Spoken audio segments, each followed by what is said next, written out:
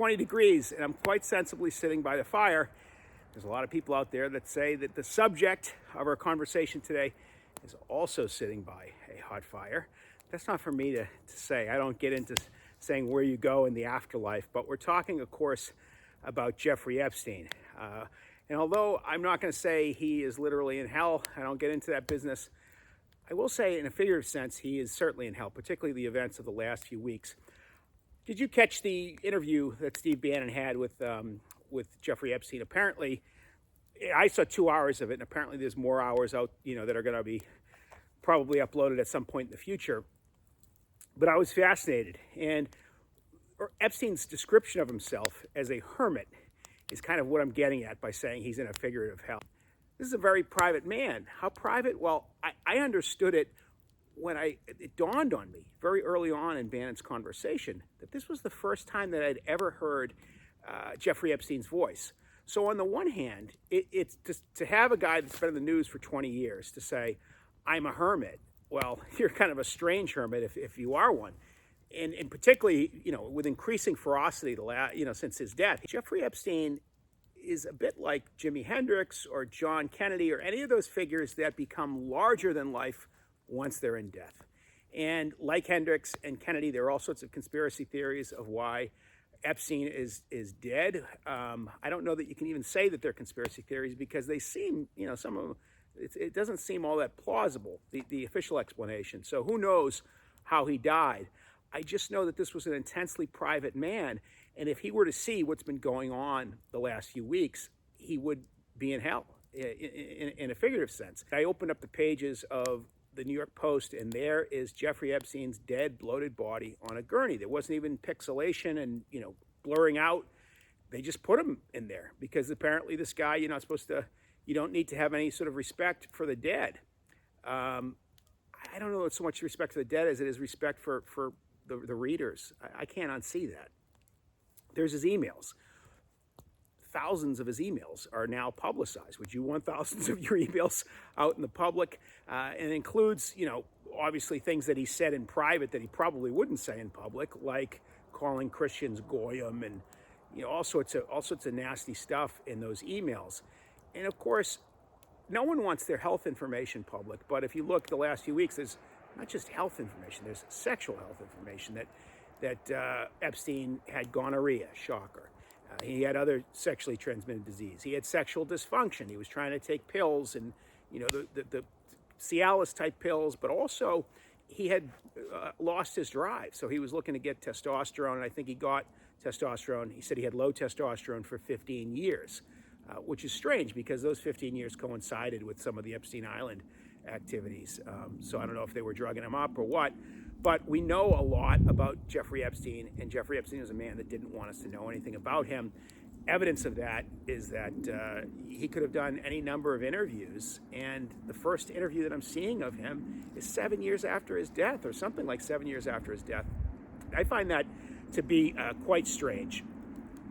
The interview itself, there were a couple things that jumped out at me as far as clues to why he did what he did, why he had that particular predilection for young girls. The first was, this narcissism that came across. At several points, Bannon says, you're the smartest guy in the room. You are the smartest guy. And even if you are the smartest guy, your reaction to that is usually to beg off the compliment, or to blush. Epstein didn't do anything like that. He just sort of sat stoically and listened as if, of course, I'm the smartest guy.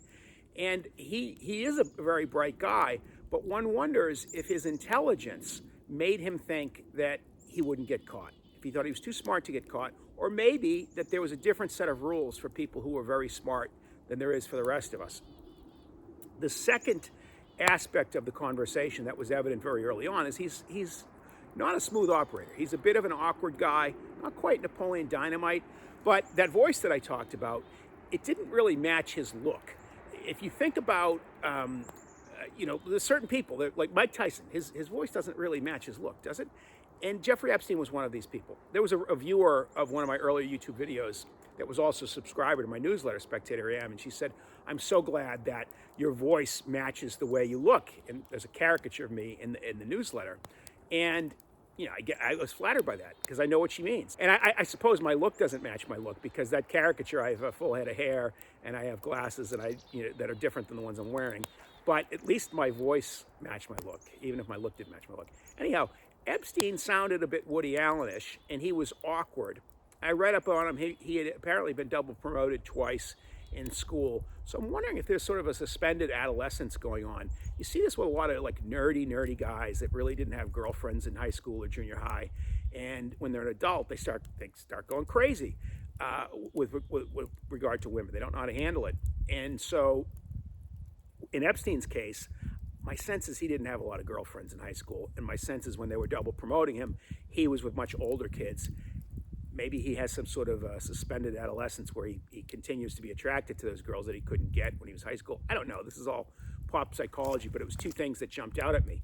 The other thing that jumped out at me about the interview was that I didn't have a visceral disgust when I watched Jeffrey Epstein speak. In other words, when I see this guy, Jimmy Savile, I think his name is, the English DJ presenter who had molested a bunch of kids over the years, getting smoke in the face, or I see Harvey Weinstein, I feel like I got to take a shower right away. There's almost a physiognomic quality to these guys where they look like predators. Their visage, everything about them just screams like a molester or rapist, or just it says something unkind. I didn't get that feeling with Epstein. In fact, the more he talked, the more I wanted him to talk, the more I wanted to listen, the more I wanted to have Steve Bannon allow him to speak. I was mesmerized by him. He's quite brilliant. He's a very bright guy, and there's a lot of people, very, very smart people and very, very dumb people. There's a strange coalition that think that if you say someone's intelligent or smart, that you're saying that they're really good or they're righteous, or that, they think of intelligence as sort of like a catch-all compliment. I don't think intelligence is that. It just means intelligence. There's a lot of very sinister figures in history and in literature, people like Professor Moriarty in the Sherlock Holmes series, or Ted Kaczynski, the Unabomber, that are very intelligent but also quite evil. And sometimes those qualities can go together. And I think in Epstein they did. Even though he didn't beg the compliment off when Bannon called him intelligent, it doesn't mean what Bannon was saying wasn't true. He is clearly very intelligent. I know Steve Bannon. Steve's a pretty bright guy. Steve's definitely more intelligent than the average person out there. And Epstein, you could see he was a few levels above Steve in the conversation. There's a little fortune cookie wisdom there when Epstein said that the soul is the dark matter of the brain. In other words, it's something invisible, but we know it's there. There was a very good conversation about one of Steve's hobby horses, the 2008 collapse. And they talked what was the cause of this. And Epstein said, well, everyone says derivatives. It was not derivatives. He said, if I could say it in a few words, the cause was Bill Clinton. And this was very surprising because obviously Clinton had been out of office for about 7 years when when the collapse happened. And he proceeded to say that in the 1990s, Clinton had this delusion that everyone should be a homeowner, that people who get regular visits from the repo man should be homeowners, that people that pay off their Discover card with their Visa should be homeowners. Everyone should be a homeowner. And this mindset had infected the bankers, that they're, used to say someone had bad credit. Now, all of a sudden, we said it was a subprime loan. So they changed the language. The reason why this happened was that Clinton had pressured the banks to give home loans to all sorts of people who wouldn't have qualified before. So there was a structural change in the banking industry. There were kind of veiled threats made against the bankers. But on top of that, they indemnified them. They said, listen, make these loans to all these people and we will back you. Rather predictably, at a certain point, that system collapsed, that people couldn't make good on their loans anymore. And it took down a number of companies, including Bear Stearns, which was where Epstein worked. Bannon had worked coming up at Goldman Sachs. Epstein had worked coming up at Bear Stearns, and Bear Stearns obviously no longer existed after that financial collapse in 2008. But he thought that was Clinton's. That was on Clinton, and the fact that they had expanded the parameters of who would get loans, and a lot of those people predictably didn't make good on their loans. that brought down the system. The part of the conversation that I think was most interesting was when they started talking about Epstein's involvement in this Santa Fe Institute. Epstein had an ongoing project for about 15 years to attempt to predict complex systems, to analyze complex systems, and to see if there was some way, like mathematically or scientifically, something like the economy, that we could predict to a T what was going to happen, the way we can predict the weather and things like that. And Bannon, who had a project at the big idea project at the same time called Biosphere 2 in Arizona, he was much more enthusiastic about his project than Epstein was about his own. Epstein said what he learned in those 15 years, that it was a total failure, that what he was trying to accomplish was a fool's errand. In other words, there are some things that can't be solved by a math equation, that there's an impulse amongst people in science to impose science on everything. You see this now. They try to quantify everything. How was your experience? Rate it 1 through 10. How's your pain 1 through 10? I don't know that tells you anything. So there's an attempt to quantify everything. There's an attempt to turn everything into a mathematical equation. Epstein said, I can't tell you why it is that I'm attracted to someone. I just know that it is. Science has nothing to tell me about this. Math has nothing to tell me about that. Math has nothing to tell me about why I like poetry or why I like this particular song. Math and science in their own fields, function quite good. But when you start to think of them as sort of the universal answer to everything, the Rosetta Stone for everything, you get yourself into trouble. Bannon didn't seem to want to accept this. Bannon kept pushing it, called his answer BS, said that his answer was a bunch of happy talk.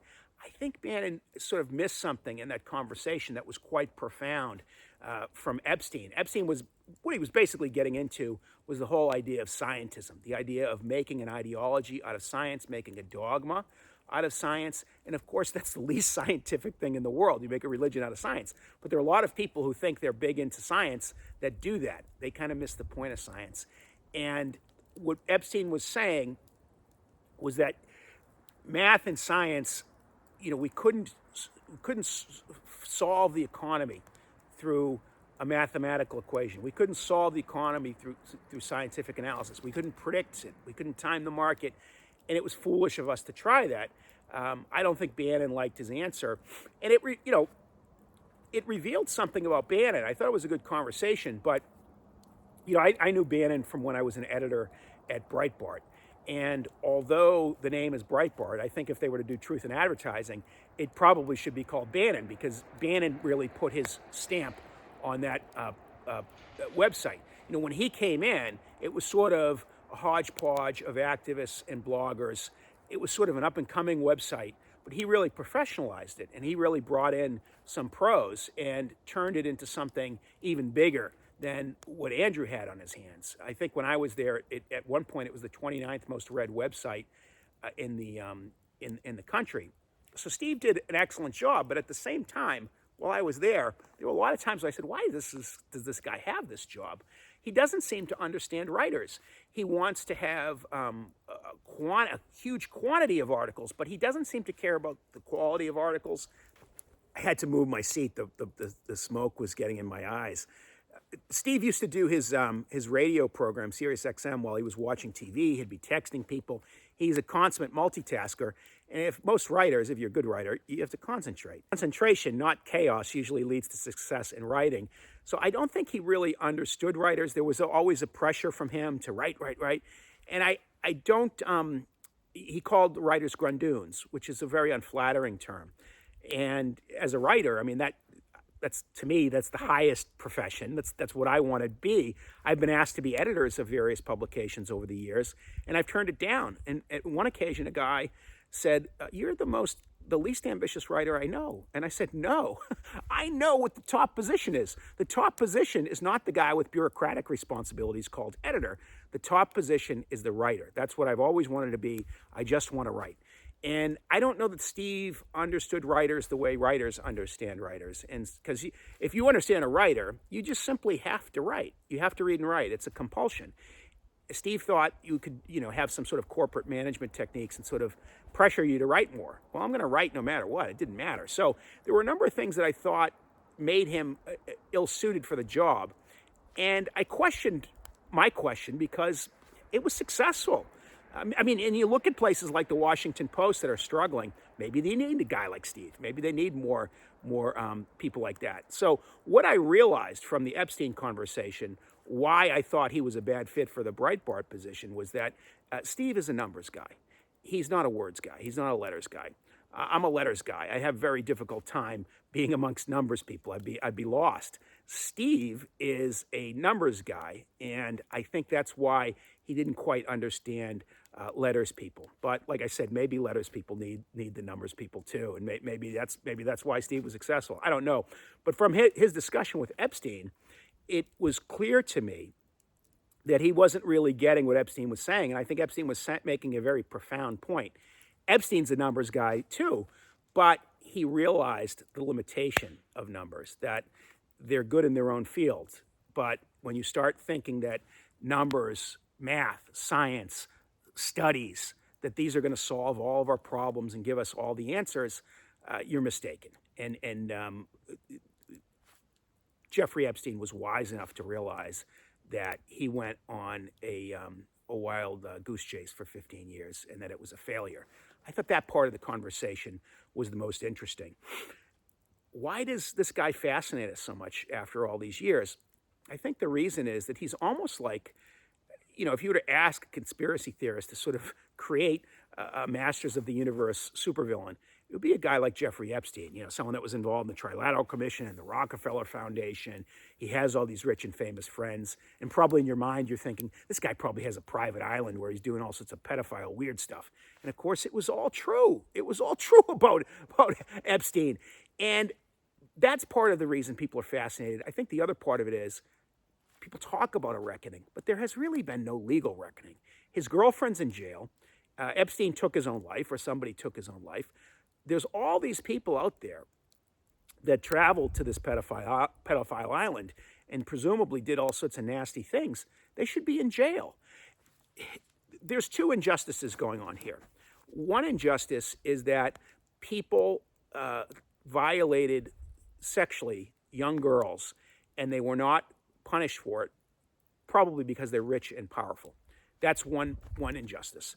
The other injustice is that there are people that simply emailed Epstein or knew him casually in a social way, and somehow all these people are supposed to all lose their jobs, and we're to presume that they were engaged in all this pedophile activity. The solution to both of these issues is to prosecute the people that we can prove were involved in the pedophile activity. We haven't really done that, and I think it's a shame that we've let all these people off the hook.